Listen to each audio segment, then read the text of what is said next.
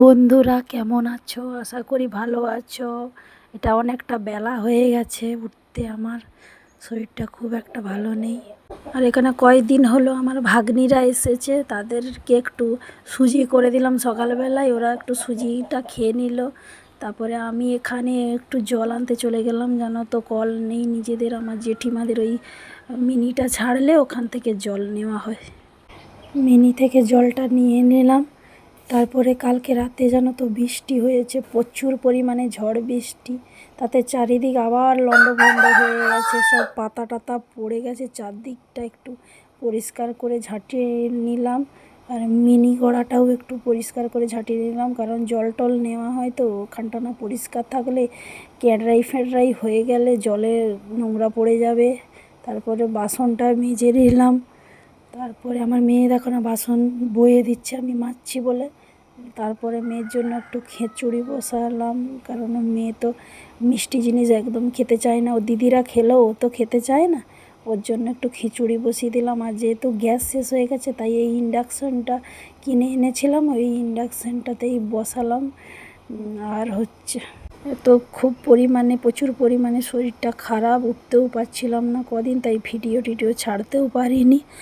আর শরীর খারাপ নিয়েও আমাকে উঠে কাজগুলো করতে হচ্ছে, কারণ আমার সংসারের কাজ কেই বা করবে। আর আমার বাড়িতে তো মাত্র দুজন, তাই দুজন ভাগাভাগি করে কাজ করি। আমার বর একটু বাজারে গেছে, আর আমি এখানে তাই সুস্থ হওয়ার জন্য কিছু ওষুধ খেয়ে তারপরে লেগে পড়লাম কাজে। আর না কাজ করলে সারাদিনই পড়ে থাকবে, আর করার কেউ নেই কাজ। আমার অনাথের মতো, আমার না আছে বাবা মা, না আছে শ্বশুর শাশুড়ি, কেউই নেই, আমার দুজনের সংসার, তাই দুজনকেই করতে হবে।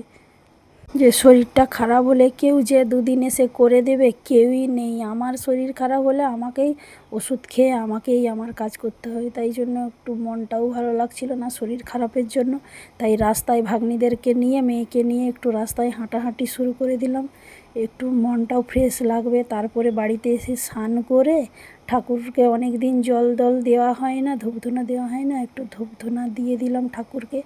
তার ফাঁকে একটু সেদ্ধ ভাত বসিয়ে নিয়েছিলাম, ওটা দেখানো হয়নি ভিডিওতে, কারণ আমি আর পাচ্ছিলাম না, শরীরটা এতটাই পরিমাণে খারাপ লাগছিল। তারপরে বাচ্চাদেরকে স্নান করে দিলাম, স্নান করে ওদের কিছু জামা কাপড় ছিল পুকুরেই ধুয়ে নিলাম, কারণ জল তো ওই মিনি থেকেই এক টাইম জল ছাড়ে, তো ওইখান থেকে কত আর জল নেব।